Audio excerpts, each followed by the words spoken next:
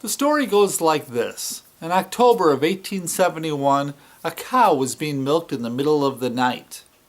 The cow kicked over a kerosene lamp, igniting the barn on fire.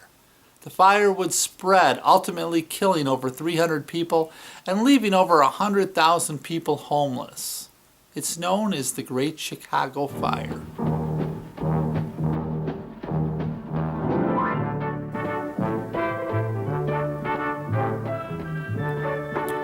Well, hello there. Old Man Kelley here, Jeff to my friends, and you can call me Jeff. So today I'm going to talk about the Great Chicago Fire.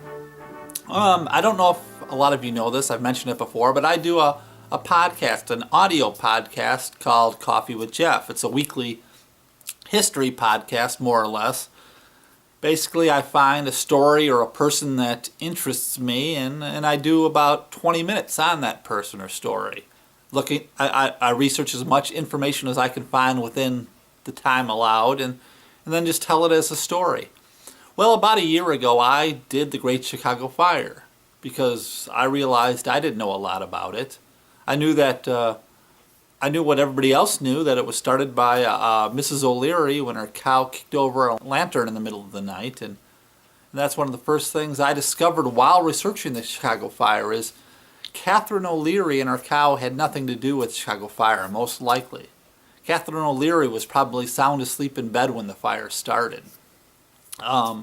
It was most likely started by a guy named Daniel Pegleg Sullivan, who would sneak into their barn at night, get free milk from the cows, and smoke his pipe. And a lot of people assume that he dropped his pipe.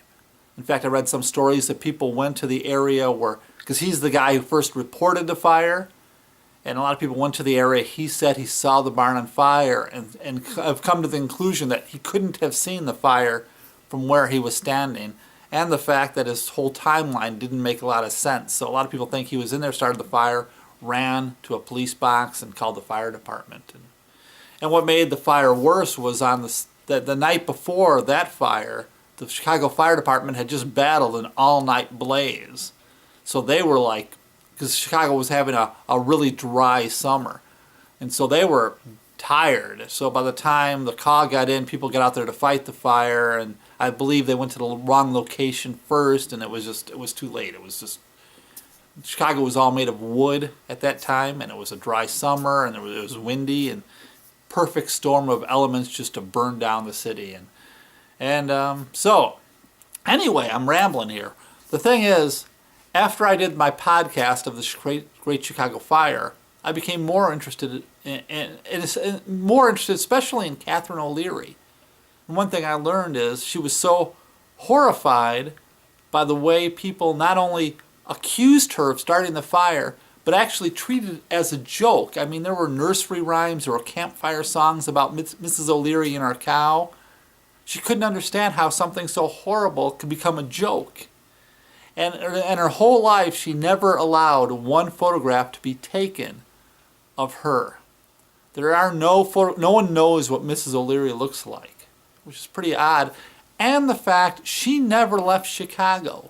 You would think if you were the butt of a joke or the culprit of a fire that left 3 square miles burnt to the ground, I mean, you're talking about 1,700 buildings burnt to the ground, that you maybe would just get out of town, but no.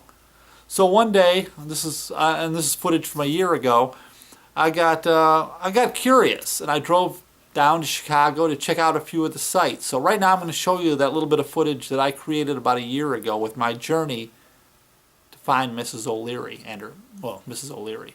All right, I'm off now to see the place where Catherine O'Leary, the famous Mrs. O'Leary from her cow, is buried.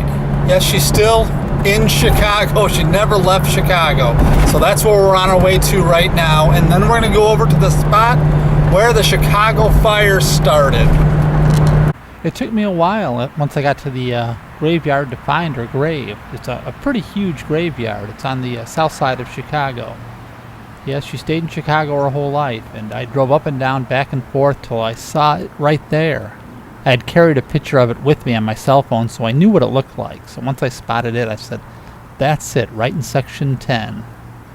It seems that her husband, and a few of their kids are buried here. Each side of this monument has the name and information of somebody in the family. That's Catherine's side right there. Catherine O'Leary died July 3rd, 1895.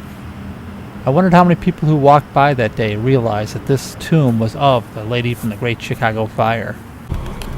Jeff here. Just drove from the cemetery where Catherine O'Leary was buried. Now I'm going to the spot where the Chicago Fire actually started. And this statue here, this flame, is the spot where the barn once stood. The spot where the Chicago Fire actually started. There's the plaque commemorating the fire. This place is just right off 94, and now it's the home of the Chicago Fire Academy.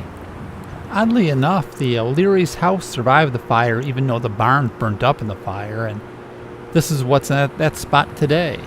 And this, of course, is what was there back in 1871. This house survived the fire, but it's where the O'Learys lived, and it's where they were blamed for the fire. So I hope you enjoyed my little visit into the city to see the some of the sites that relate to the Chicago Fire.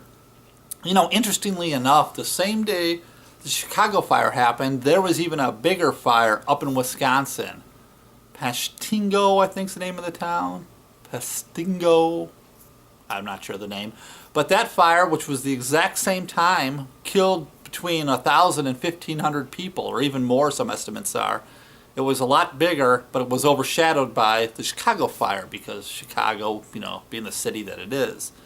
There was a theory a few years ago, 10, 15 years ago, that said maybe a comet started these fires, because there was also some smaller fires in Michigan and whatnot, and that maybe a comet broke up and fell on the Midwest and started all these fires. People thinking there had to be something to this, that there were so many fires at the same time, but that's pretty much been discounted now because, well, scientists point out that when a comet breaks up, the fragments that hit the ground are cold, not hot.